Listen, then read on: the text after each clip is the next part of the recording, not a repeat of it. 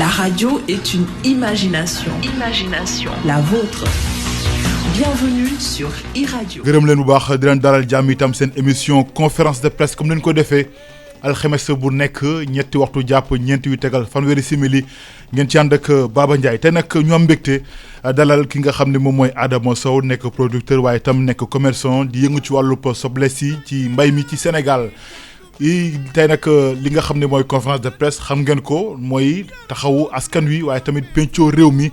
ndax xam ngeen ne réew mi kon kenn du ko pàccoo des koy pencoo bu ko defee ñu xool lan moo cay saafara ñu mën koo jëfee ngir ku nekk mën a yeewu ci jàmm waaye te mën a nekk ci jàmm ndax comme ni ko waxee rek réew mi moom lépp ñëpp la lu ne ku ne nga ca. tey nag Adama Sow moo nekk sunu gan comme ni ma ko junjee danañu waxtaan nag lépp lu jëm ci wàllu soble si ak la ci lënt ci jafe-jafe ak la ca nekk waaye itam nes lay def ba saafara mën ci am Adama Sow salaamaaleykum ñu ngi lay nuyu di la dalal jàmm ci iRadio ñu bàyyi la nga nuyu ak mbokku auditeurs yi. waaleykum salaam Baba maa ngi lay nuyu bu baax di nuyu say auditeurs di nuyu say téléspectateurs di nuyu groupe E-Media yëpp maa ngi leen di nuyu. di ci dalal itam Aminata Ndong madame Ka Aminata salaamaaleykum. maaleykum salaam Baba Ndiaye. ma bàyyi la nga nuyu ak mbokku auditeurs yi ak téléspectateurs yi. ñu nuyu auditeurs yu iRadio ak téléspectateurs yu ITV di leen wax itam ñu dal jàmm ci émission conférence de presse. di ak dalal jàmm également Lalla Ndiaye Paris. alors loolu nag tey moo nekk seen émission conférence de presse ma ci ànd ak sama ñaari jigéen yi ak sunu gan Adama Sow alors Adama. tey bu fekkee mën nga nu defal état des lieux maanaam nga wax nu dëggantaan soble Sénégal naka la tëddee wala comme ni ñu ko waxee rek nga defal ñu le point ci marché bi lan nga ñu ci mën a indil ci leeral ci soble si nga xam ne kon moo nekk ci Sénégal. waa soble Sénégal peut-être mën naa ci wax lu bari parce que am naa ci expérience ci la màggee ci la presque defee sama ndaw yëpp. soble bi dafa nekk loo xam ne dafa bëri problème ñu bëri ñu ngi wax gel levée gel bi ñu def mais levée gel bi dafa fekk yeneen problème yoo xam ne déjà yooyu ñoo jëkkoon a rey béykat yi mooy jiw yu bon yi ñuy am mooy salinité bi nga xamante ni à cause de l'embouchure bi ñu créé au niveau de Saint-Louis am na ko ak yeneen problème yoo xam ne vraiment ñu ngi koy am ak étranger yi nga xamante ne ñu ngi ñëw di planté wu vraiment di ñu jaay doole ba nga xamante ne ñun sax dootuñu am moyen pour concurrencer leen tellement que gis nga ñoom ay borom alal lañ te ñun ñi béykat yi ñi ci yëngu ñëpp ay néew di doole lañ loolu daal nekk na loo xam ne moom lañu gis comme problème boo xam ne moom mooy sunu problème vraiment mooy problème principal bi. alors pour lancer le débat dañuy déglu Isidore Alexandre Sène ca Thiès. Isidore nag moom dem na ci marché bi waxtaan ak gaañ yi ñoom jëndkat yi ak jaaykat yi rawatina ñi nga xam ne nag ñoo nekk dëgg ci xolub soble si ci Sénégal ñoom yi seen xalaat jib na ci wax nañu également li nga xam ne mooy seen jafe-jafe waaye itam wax nañu ci soble local bi ak li nga xam ne kon mooy soble bi ñuy jéggaani bitim réew indi ko ci Sénégal loolu lépp kon yemb na ñu déglu Isidore Alexandre Sène mu nit ci leeral. li leer moo di jaaykat yi soble yi nekk fii ci diiwaanu Thiès de bokk nañ ci ñi ànd ñu jéggaane soble bi jóge bitim réew. soble am na bi ñun gisuñu soble bi dégguñu ko fenn ku la xaqaloo kaanamu ran li yàlla wax mooy dëgg mooy lépp li nga gis nga wax ne gis naa ko loo gisul nga wax ne gisuma ko soble tey jii nii prix boursa yi ma ngi jar 450 ci côté ci tool yi loolu mais bépp prix fan la jëm te soble tubaab bi nekk fi soble tubaab bi àggul foofu. soble moom amu ci marché bi dafa manque te prix bi seer na parce que ñun ci la ñuy liggéey ñun ñi koy liggéey sax dem nañ ba mënatuñ cee jot. naka la njëg yi tëddee fii ci marché bi nag tontu li ak yile jaaykat. soble tubaab bi ñu ngi jaay sac de 25 kilos bi 9000 moom it mooy kilo 360 détail bi ci ay 450 bien 400 rek yooyu prix daal moo am actuellement nii ci marché bi. ñoom ñi ñu tàllal suñu taataanukaay de li ñu jàpp moo di soble bi dana tuuri ci marché bi. parce que fi ne nii ñoom fi ne maanaam kees gi xam nga gisoo fi benn doom soble bi nga fi ñëwee yow vérifié nga ko dañuy dem jël li nu am ñu dem boole ko Dakar naan soble dafa bari boo fekk na yeneen raisons yi ñi ngi bëgg a dee. d'ici le 5 septembre bi lañ war a réunion Dakar ci problème de pomme de terre pour soit xool stockage bi li des au niveau de Sen India ak kañ la ñuy bàyyi importation pour mu ñëw. waaye fii ak booba jéggaane marchandise boobee de manta ñàkk am na ñu bëri ci woy jëfandikoo yi boobule soble bi jóge bitim réew moom la ñu gën a taamu. di ko gërëm Isidore Alexandre Sène Adama Sow dégg nga li nga xam ne kon ñoo yëngu ci wàllu mi sama naataango yi également dégg nañ ko ban commentaire nga ci mën a def ginnaaw li nga xam ne moom la waa Thiès wax ci soble si. man li ma ci njëkk wax mooy prix déjà bi ñu déclaré amul parce que man tey fi ma jógee mooy marché Gueule-Tapée ñu ngi jaay à 150 francs kon bu ñu fekkee ne wax nañ ne 350 am na wala 360 am na au bord champ loolu amul leneen li ci am mooy soble bi benn yoon la fi dem ba 400 te loolu ça se comprend xam nga bu fekkee ne dem nañu ba satisfaire marché Sénégal bi ba nga xamante ne tabaski jot na ñëpp dem nañu acteurs yi nga xamante ne ñoo doon liggéey ci wàll wi dem nañu ci seeni kër pour tabaski ji ñun ñëpp xam nañ nu muy demee donc forcément nan lay demee non bu fekkee ne ñëpp dem nañu bu ñu ñëwaat dina am benn temps boo xam ne dina am ay retard parce que manœuvre yi day manqué ñi nga xamante ne transport mooy logistique bi day manqué yuy demee noonu loolu moo indi woon benn problème bu ndaw au niveau de Dakar mais soble musul manqué. mais aujourd'hui prix soble bi kilogramme bi ñaata lay jar. kilo bi mu ngi à 150. 150 francs. man soble Sénégal soble Sénégal. waaw mais bi ñu déggee ci reportage bi dégg nañu mu ne kilo bi 250. loolu man maa leen ko mën a assurer parce que tey boo ñëwoon tey mën naa la woon ay factures yoo xam ne def naa ko ak yeneen morom yoo xam ne ñu ngi yore seen carnet de facture mën nañ ko wane. dégg nañ la nga ne prix bi c'est à 150 francs kilogramme. est-ce que yéen kon da ngeen di def contrôle lu marché yi parce que am na ñoo xamante ne ñu ngi koy jaayee à 450 voire 500 francs kilogramme soble local soble bu xonk bi. mooy soble mbay mi. waaw. non xam nga man li ma mën a wax mooy. ñoom ñi koy wax peut-être dañ koy wax peut-être ci seen bànneexu baxaan mais waxuñu ko ci vraiment ni nga xamante ne moom la tëddee ndax man damay jaay tey ki ma doon jaay Ziguinchor la jëm maa ngi ko jaayee 150 mu jëm Ziguinchor kon kooku mënul dépenser ba jaay Ziguinchor 250. prix en gros bi mooy 150. prix en gros lay wax. mais bu ñu ko jaayee à 150 francs en gros prix bi. est-ce que yéen di ngeen contrôler marché ba ñi koy jaayaat détail xoolal mu jógee 150 francs am ñu koy jaayee 250 ñeneen di ko jaayee 500 francs kilogramme est-ce que yéen am ngeen loo xamante ne mën na fixer prix bi nga xamante ne moom lañ koy jaayee détail ak en gros. voilà loolu dafa nekk liggéey boo xam ne xam nga ñun on peut pas faire la police ñun ay béykat lañ ak ay commerçants. donc gouvernement bi am na benn agence bu ñuy wax agence de régulation des marchés. kooku moo war a réguler yooyu. parce que man mënuma dem ci diw ma nekk yow li ngay jaay doo ko def wala lii ak laa wala. c'est vrai que loolu peut-être du seen rôle. du seen rôle mais tamit am ngeen ci wàll am ngeen ci part de responsabilité bu dee tey aujourd'hui yéen a ngi koy jaay 150 ñeneen di ko jaayee 200 voire sax 350. problème kon c'est-à-dire dafa day firndeel ni kon problème am na dans le secteur surtout sur les prix maanaam ni nga koy jaayee yéen ni ngeen koy jaayee ak ñoom ni ñu koy jëndee ak li ñu koy jaayaatee askan wi. xam nga ñun ñëpp xam nañ Sénégal commerce bi nan lay demee commerce Sénégal mënoo wax nit ki ni lii ngay jaay gouvernement rek moo mën loolu mooy jël ay nit jox leen compétence boobu ñu gérer loolu ñun li ñu mën mooy. béy nañu li doy Sénégal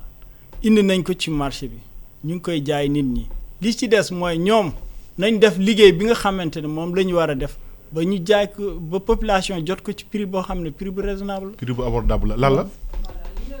sànq nee nga suñu seetloo marché oignon bi bëri na problème li si mujj mooy levé gel importation yi dama bëgg a xam yéen yan mesure concrète ngeen si jël pour contre cette mesure boobu ñu jël récemment. mesure boobu balaa may wax kii mesure yi ñu ci jël dama leen di wax déjà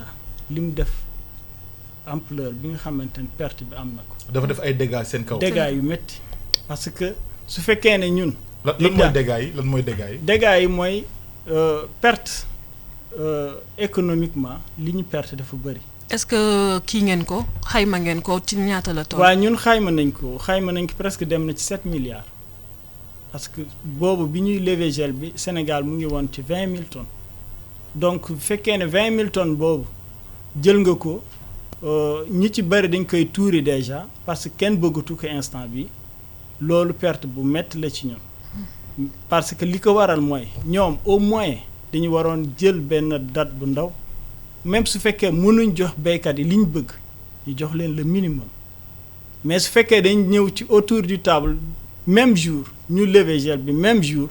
donc loolu perte yi day bëri parce que dina am ñoo xam ne déjà dem nañ jëndi dina am ñoo xam ne béy nañ ba pare fay nañ seen emploi yi ñu dem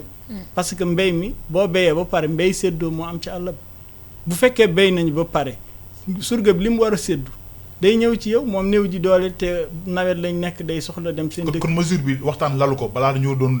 de lever. mesure bi amul benn waxtaan jour bi ñu demee jour boobu lañ lever gel bi man bokkoon naa ci ñi demoon ci réunion bi amul woon presse amul woon dara ñun ñoo fa nekkoon presque doole lañ ñu jaay man ci li ma gis. ah bon directeur ARM def ñu jaay doole ñu jaay doole. mais naka la leen mën a jaay doole yéen tamit Adama Sow loolu ak nan nga dippee jaay doole lan mooy jaay doole. jaay doole mooy su fekkee ne yow xam nga li am ci marché bi xam nga li am li nekk ci au bord champ moom moo ñu gën a informé parce que am na ay agent fépp te ñun ñëpp gis nañ li nga xamante ne moom moo fi am ñëw na tey jël tey dogal ça veut dire doole lañ jaay au moins daf ñu waroon wax dem leen may nañ leen 5 jours pour ngeen préparer wala may nañ leen 10 jours pour ngeen préparer su fekkee defuñu loolu donc li ñu def mooy jaay doole. léegi yéen en contre-attaque lan ngeen taxawal. ñun li ñu taxawal mooy continuer xeex ak ñoom parce que vraiment ñun gisuñu importance su agence de régulation des marchés gisuñu ko parce que fekkee ne 2012 bi président Macky Sall di jël réew mi def boobu ñu ngi woon 123 000 tonnes boobu Sénégal loolu la doon béy ñu ne dañu bëgg d'ici 2017 am autosuffisance en alimentaire en oignon ci 2017 boobu ñun am nañ 400 000 tonnes te Sénégal chaque mois 25 000 tonnes lay consommer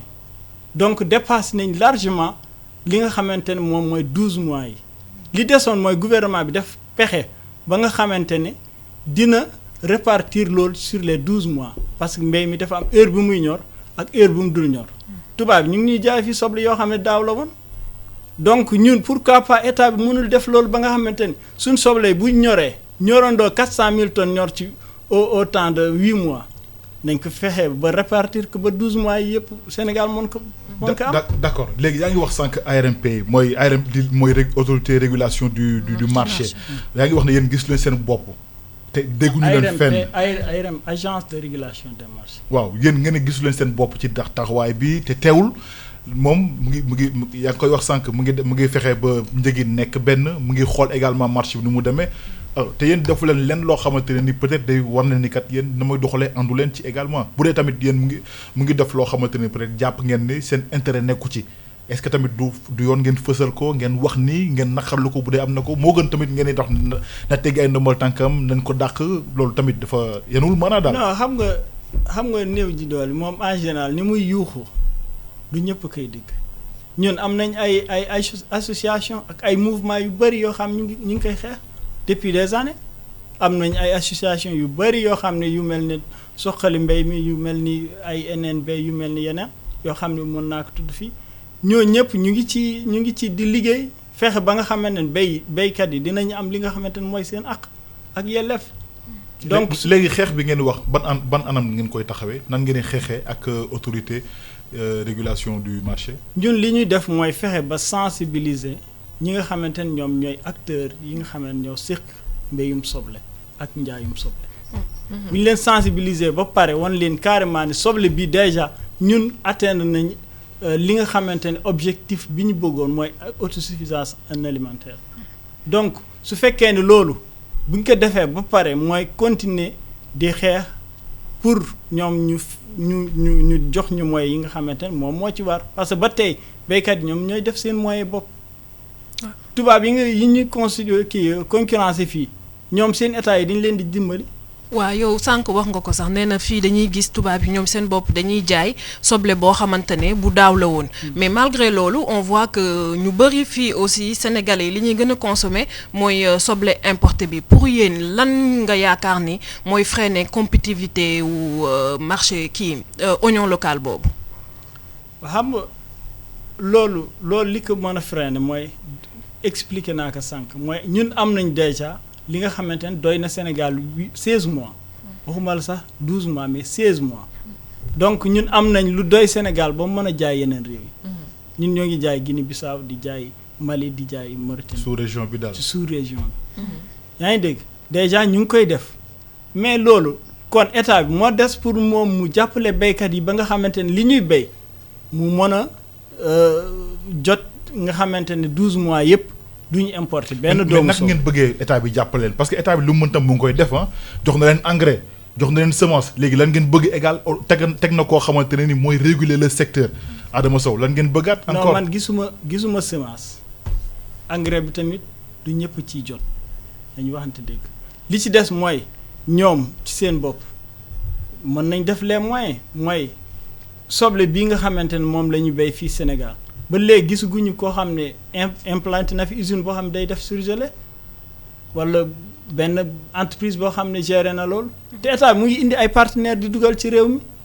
ñi muy jëli ñi nga xamante ne dañuy ñëw fii comme de ay Kirène ak yeneen indien yeeg ñeneen ñuy béy fii jox leen ay hectares yu dul jeex mais ñooñu nañ leen yóbbu ci ñu fexe ba nga xamante ne soble bi dinañ ko mën a def ay surgelé lu nekk yow boo soxlaa doo fi nekk di xolli di def yeneen. mais yow yaakaaroo leen ne à votre niveau aussi am na ay efforts yu ñu war a def surtout ci qualité oignon bi. mais loolu yëpp manque de moyens la parce que même ñi nga xamante ne dañ leen di jële ci àll bi indi leen fii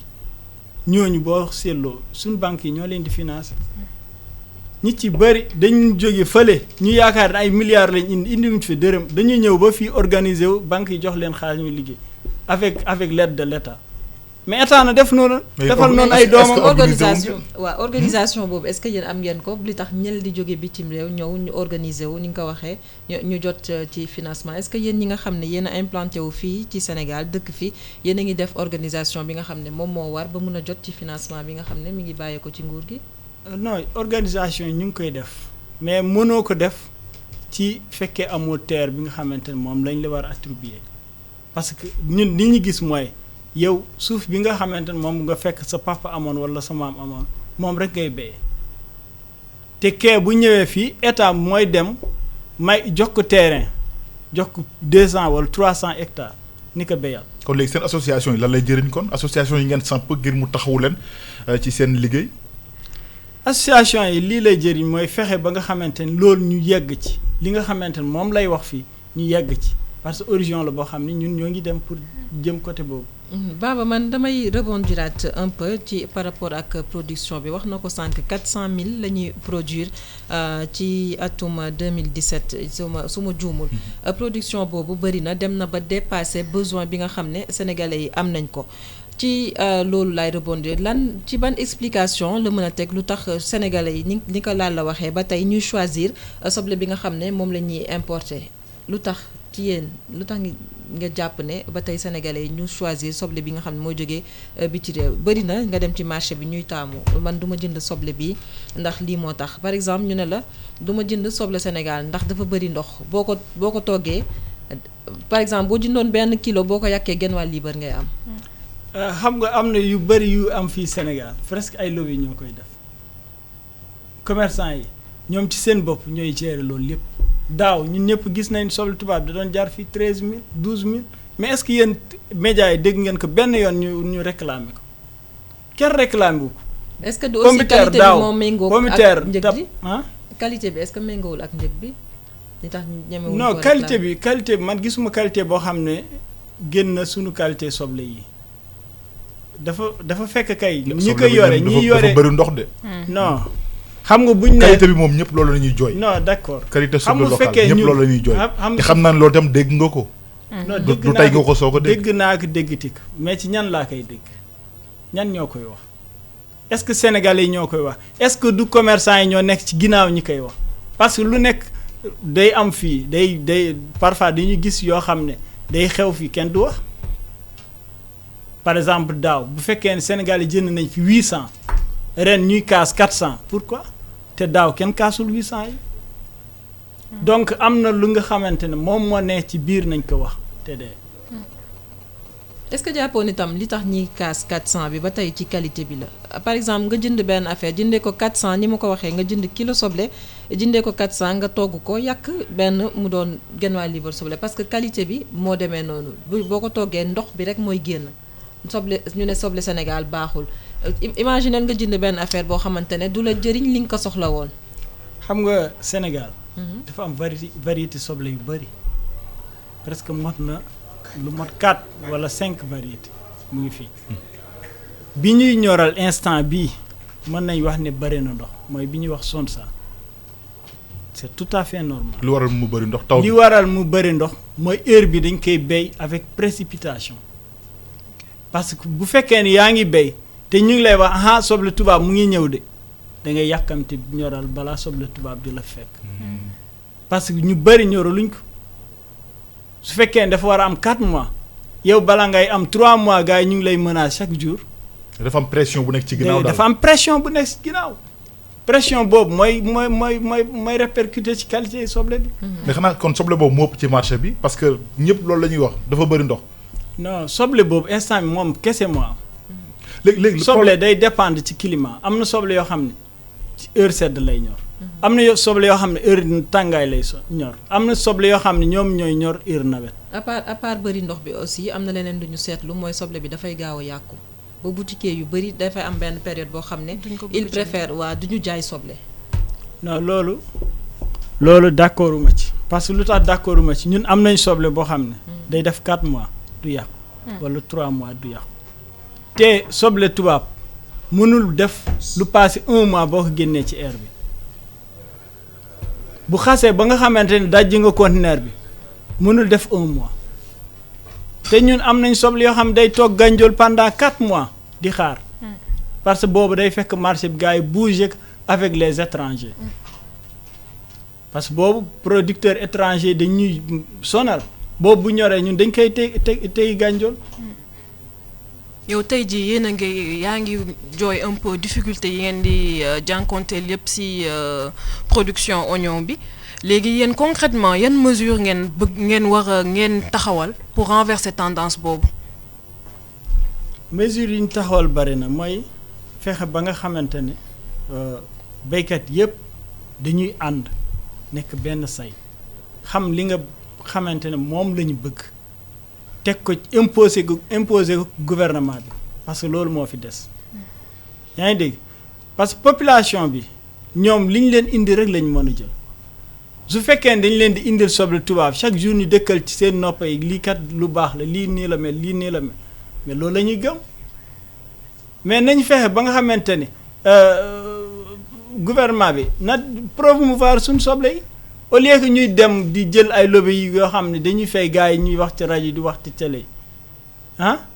mais yéen mën ngeen ko promouvoiral seen bopp comme yéen gis ngeen ne dafay am ay pression derrière et puis quelque part aussi yaa ngi expliqué ne dafa am ay yàq-yàq yoo xam ne dafa dem ba nekk ci conscience sénégalais yi ne que soble local bi baaxul importé bi moo gën ba tax na même si importé bi ça coûte 2 fois plus cher ñi dañuy préférer jënd ko yéen à votre niveau wax ngeen mën a taxawal tamit seen ay mesures yoo xam ne tendance boobu tey dina renversé wu.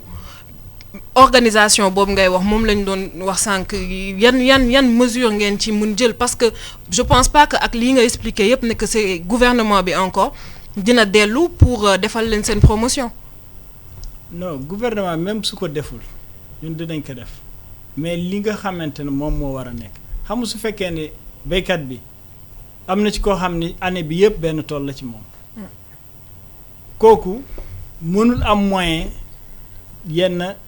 yenn par exemple bu bëggoon def promotion wala mu bëgg def yenn affaire yi moom mënu ko def parce que amul les moyens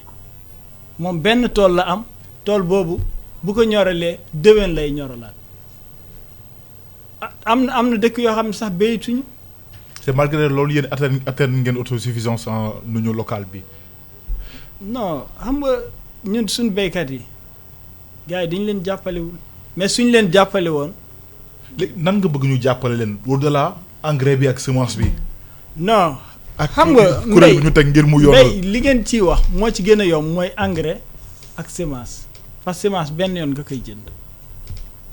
boo jëndee ji jeex na dootoo ko jëndati engrais bi benn yoon wala ñaari yoon ngay def engrais mu jeex. mais li gën a am solo da ko subventionné. li gën a am solo. mais bul xeeb ni état da ko subventionné tamit Adama Sow. non. amul subvention d'accord même su fekkee am na subvention du ñëpp a ci jot subvention bi bu leen jàpp ne ñëpp a ci jot dafa am ñu ci jot am ñu ci jotul. yow jot nga ci. man jotuma ci ñëpp jotuñu ci. dafa am ñoo xam ne lu tax jotoo ci da nga demul fañ ko joxe wala exactement peut-être ndax da nga jëndaat ci keneen wala nu mu demee. na xam nga état bu ñëwee. parce que mënoo nekk acteur nga nekk au cœur donc du secteur ñu am joxe loolu yëpp am subvention te yow nga ne doo ci jotoo ci. non man jotuma ci. wala yaa demul jëli ko wala mais expliqué wu ñu lu tax. non xam nga su fekkee ne indi nañ ko dafa am dëkk yoo xam ne dañ naan dëkk bii diw moo ko yore ñooñu dinañ ko jaay ba mu jeex mais loolu est-ce que dina doy li nga xamante ne moom la Sénégalais yi di produire parce que su fekkee Sénégal dafa soxla exemple lay joxe dafa soxla 10 sacs état bi subventionné 2 wala 3 sacs dina am yoo xam ne forcément dañuy dem jëndi. doo dem di buuxanteeg ñoom di nga xool ñi nga xamante ne ñoo ci gën a yeyoo nga bàyyee leen ko parce que mooy li nga xamante ne moo fa war a nekk mais état bi du foofu lañ ko soxla loolu baax na de certes baax na mais nag liñ ko gën a soxlaa mooy mu fexe ba nga xamante ne soble bi biñ koy béy ba mu ñor ba muy dem ci marché yi état bi topp leen ci. d'accord di leen ci organise parce que ren. am na benn instant am nañ 2 fois grain yoo xam ne baaxul te tool yooyu man amoon naa ci ñaari tool. lu tax dafa yàqu lu ko yàq. parce que dañu jaay grain boo xam ne baaxul par exemple dañu indi benn grain ñu ni grain bi diw la tudd nga béykat ren mu baax ëllëg ñu defaat ci pot boobu beneen grain semence boo xam ne bokkul ak bi ci nekkoon daaw ñëpp dem jëndi ko béy boobu boo demee ba nga xamee ne parc nañ ba war a ji nga gis ne parc bii baaxul te loolu yëg ngeen coow li parce que ñun def nañ ci point de presse te loolu perte bu metti la woon après gars yi di rattraper loolu pour amaat loolu ci ñi nga xamante ne pertoon nañu mën a fay seen bor yi nga xamante ne jël nañ ko ci banques yi ak les bailleurs ñu amaat problème bi. parce que déjà ni ñu gelé ni ñu lever gel bi perte bi ci am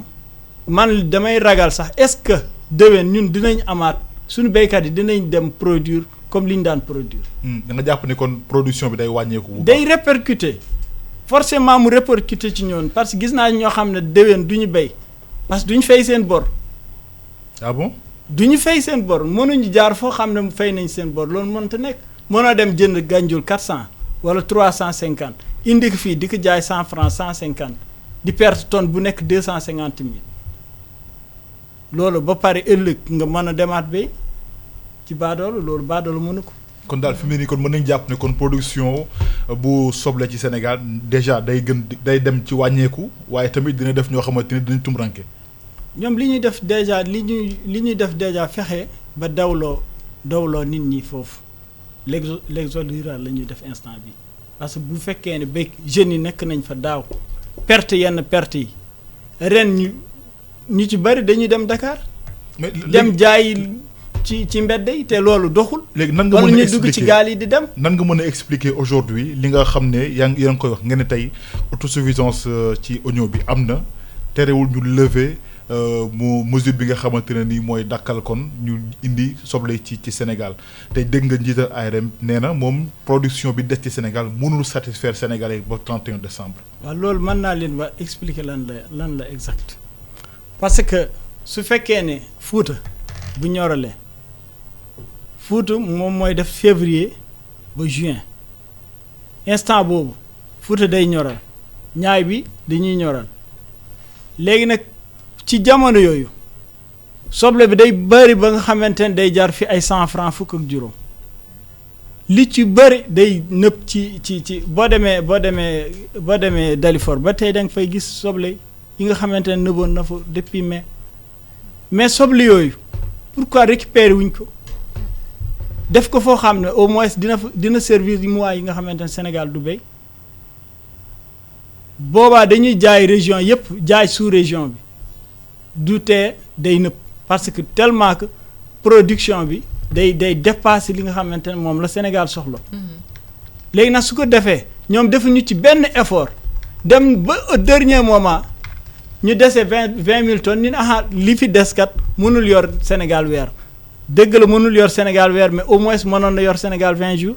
nañ leen may les 20 jours ñu jeexal après ñu continuer seen liggéey. production bi day faral di bëri comme ni nga ko waxee ba yenn yi day yàqu ci loxo ñi nga xam ne mu ñoo di producteurs yi yan moyens ngeen di jël pour conserver li nga xam ne mooy soble bi est-ce que am ngeen benn forme conservation boo xamante ne moom ngeen ñu dencee soble bi ba même buñ ko fa bàyyi woon at soble bi du yàqu. waa xam nga fii Sénégal déjà commencé na am ay chambre froide yooyu man yi ma ci xam ay étranger ñoo ko yor benn fay bi du ñëpp ko mën parce que tey bu fekkee ne wax nañ la kilo bu nekk bu fa nekkee 1 mois bu nekk day fay 160 francs loolu man mënuma ko béykat yu bari ñu mel ni man mënuñu kon mënuñu conserver soble bi ak leneen li ma leen wax sànq mooy ñu fexe ba nga xamante ne dinañ fi installer ay usines yoo xam ne dañuy jënd soble bi daf ko surgelé teg ko ci supermarché yi. loolu moyen la pour mu bañ a yàqu. moyen la pour mu bañ a yàqu ñun on n'a pas besoin d'importer ñun fi ñu toll nii instant bi amuñu besoin pour di dem di jëli soble feneen.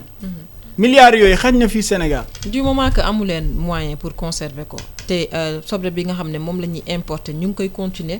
di ko def di ko indi Sénégal est-ce que jotul ngeen xool production bi naka ngeen koy amalee wàññi li nga xam ne moo di production ndax bu yàquwee ci seeni loxo. yéen ñi nga xam ne yéenay producteurs yi pertement la ci yéen. xam nga loolu bu fekkoon man kese may béy su ma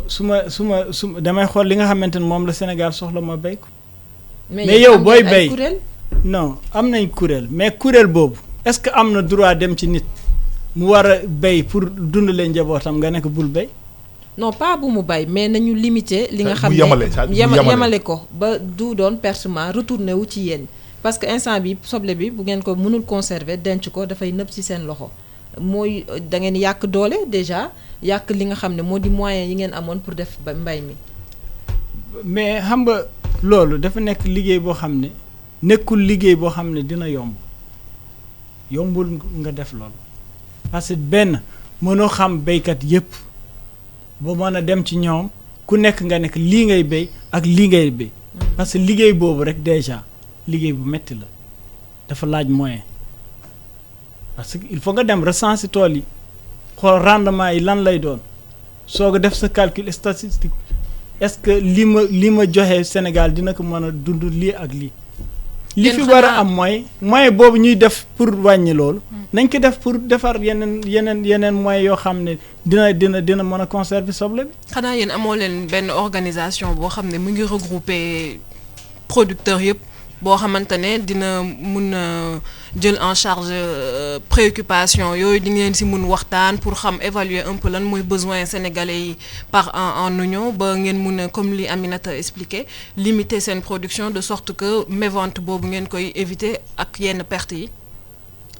xam nga ñun am nañu ay kuréel am nañu ñetti kuréel yoo xam ne man maa ngi ci biir kuréel am na bu ñuy wax NNB moom mooy day gérer lépp loo xam ne développement la boo xam ne mu ngi ci littoral bi grande littoral bi li jëlee Tivaouane Peulh ba Gandiol maa ngi ci beneen association aussi bu ñu naan association taxaw suqali mbéy mi boobu tamit ñoom ñu ngi ci di liggéey jëkkoon nañ ko def ci béyum pomme de terre bi vraiment def nañ ci liggéey bu am solo parce que fexe nañ ba benn instant pomme de terre bi di yàqu fii Kayar ak Mboro ñu xeex ba nga xamante ne gouvernement bi may na leen waxtaan ak indien yi ñu may leen ba ñoom ñu jeexal indien yi commencé continuer di jaay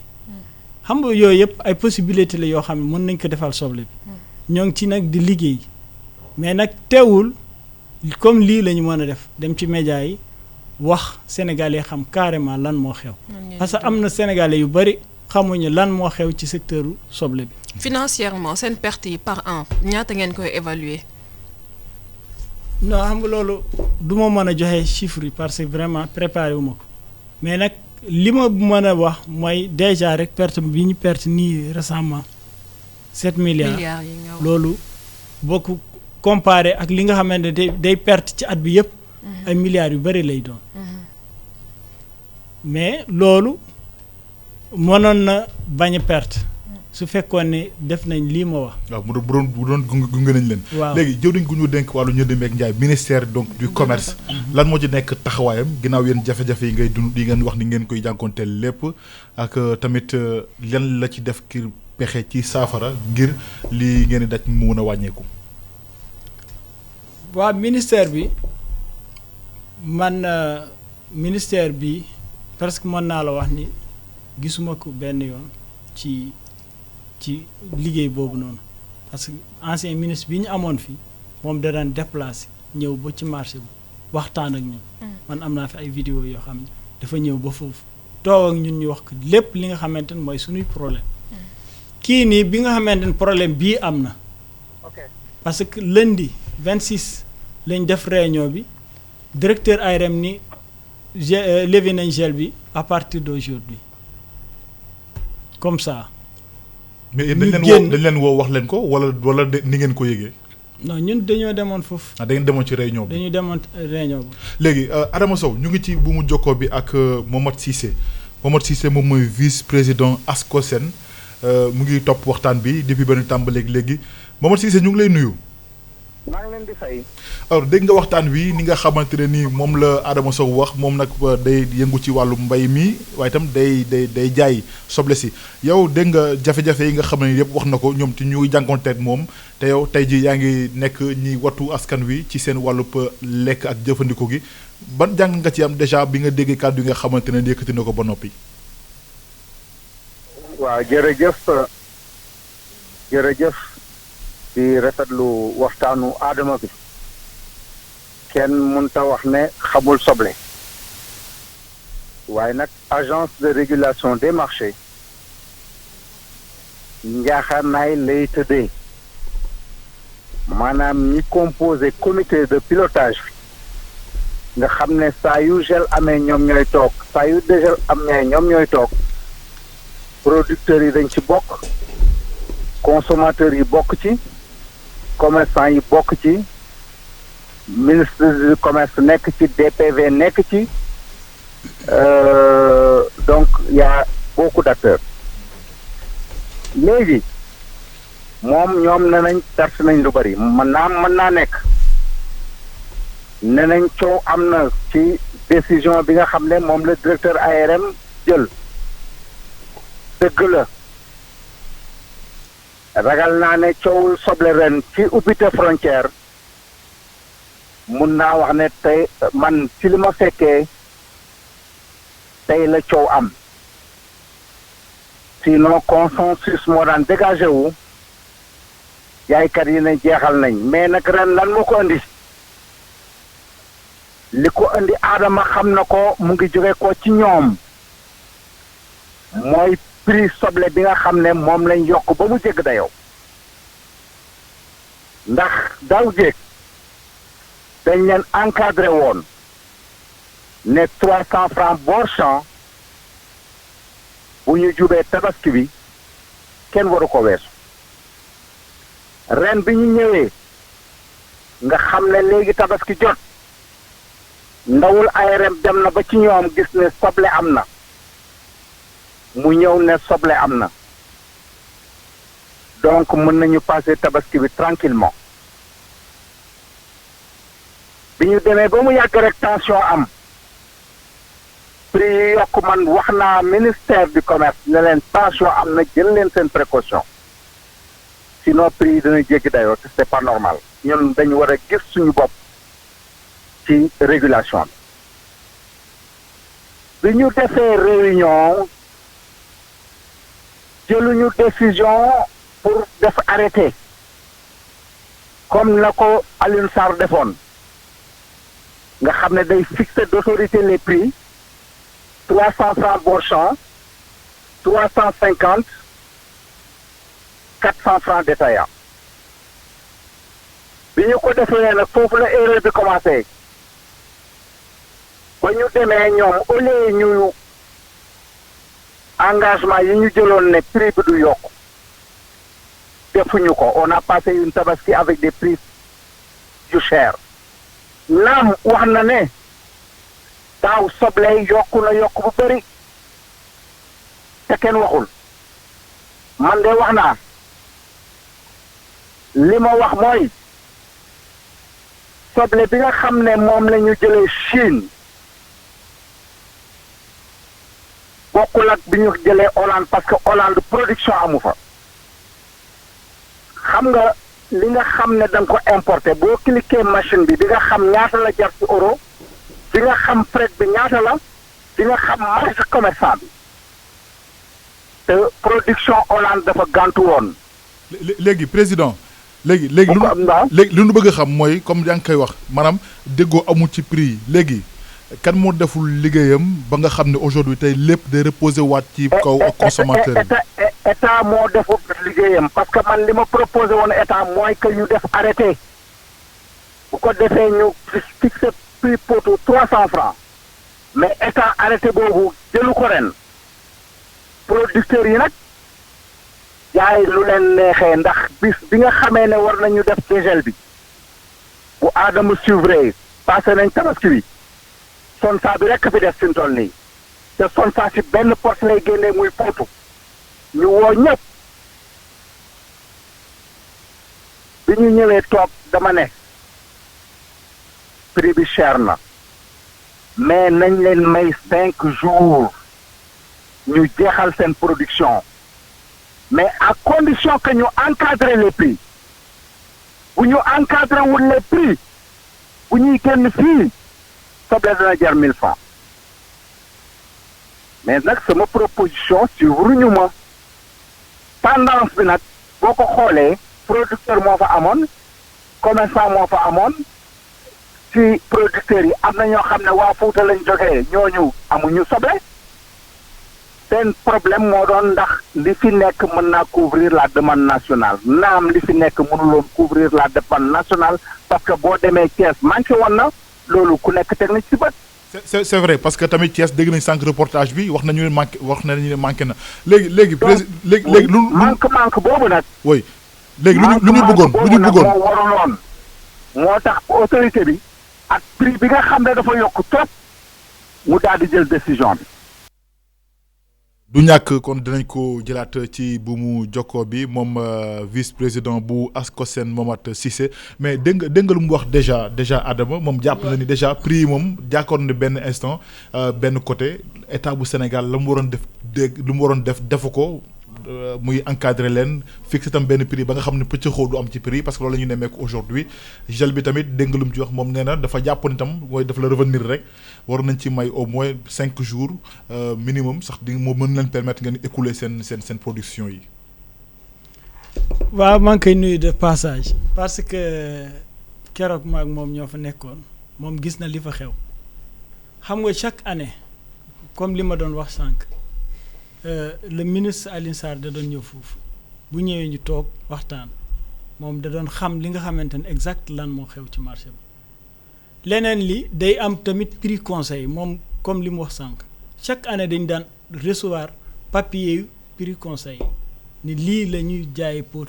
lii la ñuy jaayee au niveau de Dakar lii la ñuy jaay Borchamp su ko defee ñun du ñu am problème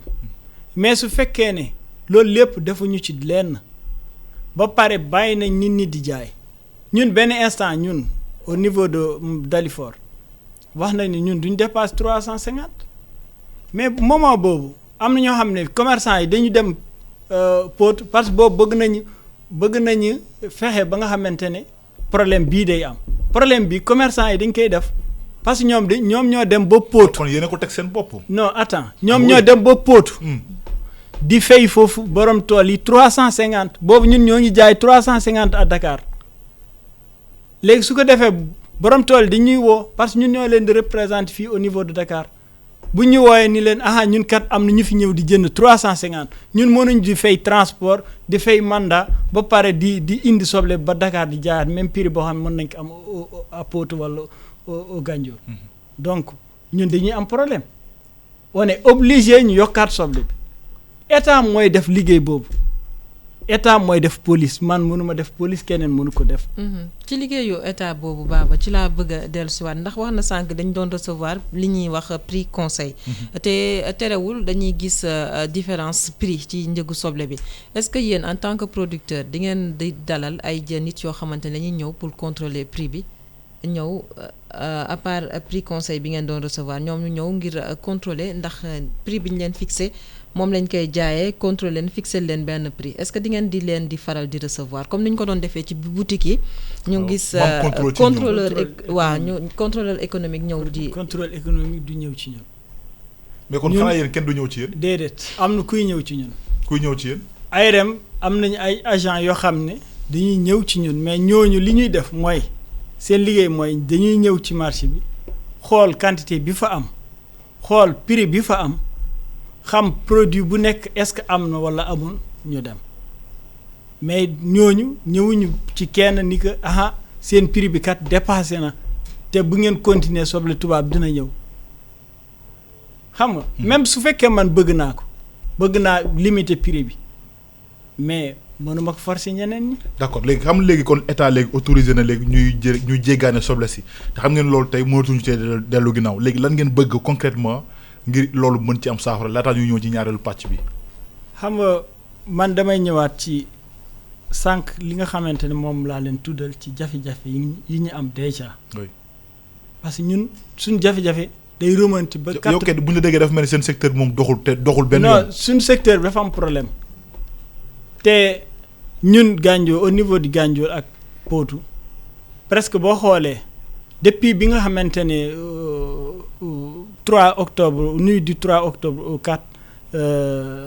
2003 bi ñu gasee bëlba bi au niveau de Saint-Louis. ba tey am na dëkk yoo xam ne sax béyituñu parce que foofu déjà xorom si ñëw na fa. mooy embouchure bi dañ ko. ñu ko yaatalee waaye. parce que xorom si dafa continuer di yéeg bu yéegee yow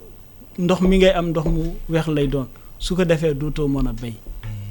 bare ne ñi nga xamante ne mbëkk nañ ci gaal yi 2006 2007 di fa dee état responsable la ci. ndax ñu ci ëpp ay béykatu soble la. parce que ñi ci ëpp seen tool yooyu lañ yaakaaroon te tool yooyu déjà amatuñ ko. yéen bëri ngeen problème bëri ngeen revendication est-ce que am ngeen un peu retour bu ministre agriculture wala bu commerce si seen problème yooyu ngeen di jànkonteel. non man de gisuma ko dëgg yàlla. li waroon li ñu daan def bu njëkk mooy toujours dañu daan woo autour d'une table ñu toog waxtaan xool li nga xamante ne moom mooy problème béykat yi ñu ci taxaw mais lii moom fii moom gisuma ko instant bi. mais loolu quand même c'est un peu grave parce que soo xoolee potentialité bi filière oignon di représenter ci Sénégal te nga ne amoo retour ni ministère de l'agriculture ni du commerce ci seen ay revendications ak si problème yi yëpp. loolu ça ñun bi ñu jógee ARM agence de communication bu ministère ñëw na foofu man maa ko recevoir keroog bi mu ñëwee dafa laaj ñu wax li fa am yëpp moom ci boppam gis na li fa nekkoon ci soble teewul bi mu delloo ci journée boobu même laa commencé gis soble bi ci marché bi. soble bitim réew parce que boobu ñoom dañ demoon ba nga xamante ne ñun bi ñu yuuxoo premier jour bi nga xamante ne directeur ARM wax na dañu xaw a def benn genre arrêt ba mel ni ñoom dañuy waxtaan seen biir ba ñun ñu espérer wu au moins dinañ ñu may quelques jours. donc yéen en quelque sorte état bi daf leen xaw a fàtte. état bi daf ñu fàtte. état bi kay daf ñu fàtte. d'accord xam naa ne kon li ci saafara rek mooy ngeen waxtaan penco yéen ñi nga xam ne yéen ay baykat yi ak producteurs yi ak ministère du commerce ak ministère de l'agriculture bu ko defee ginneeku mën ci am. alors Adama yéen a ngi sànq ñu ngi la ko junj jafe-jafe yi sànq yaa ngi wax ni li nga estimé ci wàllu perte ci koppar toll na ci 7 milliards mooy juróom-ñaari milliards yoo xamante ne ni. lii nga xam ne moo fi am jural na leen ko bi ci beneen bi tam mooy état bu Sénégal da leen seetaan parce que sànq kii nga xam ne moom mooy Momadou Cissé wax na ko parce que li war dëgg pour njëg yi mën a doon benn amu ci ñëwuñu tamit xool leen loolu yëpp mu nekk ay jafe-jafe léegi yéen jafe-jafe yu ngeen di jànkonteel est-ce que da ngeen fas yéene taxaw bon croiser les bras comme on dit wala da ngeen ci fas yéene taxaw dëgg-dëgg ngir saafara mën ci am. non ñun dañuy taxaw def ci lépp li nga xamante ne moom moo ci war ndax ku ñu sax dem ak moom ci yoon parce que. kan ngeen yóbbu ci yoon. agence bi nga xamante ne moom lañ teg ci compétence boobu nga xamante ne moom moo war réguler marché bi. ARM. waaw ARM. lu tax ngeen koy yóbbu ci yoon. non xam nga ñun instant bi dañu am ay plan d'action yu bari yoo xam ne dinañ ko def pour fexe ba nga xamante ne suñu àq ak suñu yelleef ñu delloo ñu ko. c'est-à-dire kon da ngeen bëgg li ngeen perte ñu delloo leen ko maanaam ñu ndàmp leen bokk. ci yoon dañu ban ndàmp ñëpp képp koo xam ne perte nga ci état bi war na la delloo parce que loolu responsabilité état la moom moo jël benn agence joxe ko def fa ay nit di leen fay ñooñu ñu waroon superviser marché bi teg lépp nga xamante ne ci yoon bu demee ba loolu lépp amul donc ñun war nañ def yoon dem ba nga xamante ne état dinañu delloo li nga xamante ne moom la ñu moom. mais tamit Aminata lan la est-ce que tamit loolu dina facile parce que tey bu dee état ba xamul yéen ñaata ngeen toll loolu tamit beneen coow lay indi. balaa ngay wax état bi sax. Baba ñoom ci seen bopp depuis sànq mu ngi koy junj ci biir kàddoom boo ko laajee par exemple yéen jafe-jafe yi ngeen di dund wala boog ndax prix bi bu ngeen koy fixé ndax yéen ñëpp ci ànd. dalay wax tout le temps que ni ñoom mënuñu cee ànd ñoom ñëpp parce que xamuñu leen yéen ñi nga xam ne yéen ñëpp yéen a bokk secteur bi recensement bi yéen mënu leen ko def yéen ñëpp naka la état mën a indee solution ci loo xamante ne moom tam xamul je suppose que ni yéen ñi yëngu ci secteur bi bu ngeen xamul ñi nga xam ne ñoo ci nekk état bi je suppose que ni moom mënul xam ba mën a dimbali leen wala boog ba mën a rembourser wala ba mën leen a delloo seen ak yële il faut quand même yéen ñi nga xam ne yéen a nekk ci secteur bi mu am benn organisation boo xamante ne dinañ leen a mën a recenser xam fi jafe-jafe xam ñaata ngeen toll. mais luñ ci mën a def tamit bu nekk. lu yomb mais yéen état ngeen di wax. état déjà boo ko laajoon ñaata Sénégalais moo fi nekk xam na ko. c'est bien vrai que état la ñuy wax mais ñun. état moom xam na béykat yi ñaata lañ. xam na surface bi ñu am. mais xam nga c'est beaucoup plus facile aujourd'hui xam nga c'est beaucoup plus facile. nga ñëw di wax ak ay organisation benn collectif boo xamante ne. voilà benn say la que ngay dem en rang dispersé nga bëgg wax ak individuellement ku nekk wala nga bëgg jël ay mesures individuelles. c'est beaucoup plus facile aujourd'hui bu amoon benn organisation collective. am na organisation parce que horticulture déjà am nañ président. léegi yéen ñaata ngeen yéen producteurs yi wala yéen ñi nga xam ne yéen a yëngu ci wàllu soble bi. ñaata ngeen. non li ñu leen mën a jox mooy chiffre boo xam ne du mën nekk exact parce que loolu dafa laaj liggéey. mais déjà loolu problème la tamit Adama Sow loolu c'est déjà un problème yow sa bopp yow yaa ngi ciy yëngu xamu leen ñaata ngeen wax ñu ndàmp leen léegi bu ñu leen ndàmp léegi kon li dañuy am ni séddale bukki ak séddale bukki rek mooy am ñi dañuy am ñi duñu am. te loolu tam benn problème léegi moom li muy subventionné ci engrais bi xamul ñan lay jox engrais bi. subvention bi waaw moom bi subventionné engrais bi ba indi ko xam na ñan la koy jox. grain bi buy dugg fii Sénégal semence buy dugg fii Sénégal ci loxoom lay jaar. ñan la koy jox ñan ñoo jëndoon semence boobu. mais man Adama Sow may taxaw fii naan leen béykat yi temps lañ wala producteurs yi temps lañ. d'accord beneen problème bi ngeen di jànkuwanteel tool ba lay jóge directement dem Dakar wala dem. ca région beneen problème bi ngeen di jànkuwanteel Adama mooy intermédiaires yi mooy. coxeurs yi wala nu ñu ko mën a duppee ñi nga xamante ne daal dañoo dugg ci kii pour def business maanaam ñoom seen xaalis seen koppar kese moo leen daal di yëkkati dañuy ñëw jëndee ko 200 jaayee ko après 350 wala 450 muy intermédiaire loolu tamit beneen jafe-jafe la boo xam ne nemmeeku nañ ci secteur bi. loolu doo wax coxeurs yi loolu da nga naan commerçant yi. kon commerçant yi seen bopp ñooy coxeurs yi coxeur bi xam nga lu muy def moom bu la jaayiloon téeméer la lay fay parce que moom saag lañ koy fay. boo indee fekk que fii Dakar da naan saag bu ma la jaayal téeméer laa ci am moom mooy assumer problème yi ci am yépp parce que moom mooy jël soble bi même su soble jafee jaay mooy dem ci clients yi lebal leen. kon ñoom teguñu buñ ko fayul moom da lay fay. kon teguñu leen problème ñoom. non coxeurs yi teguñu leen benn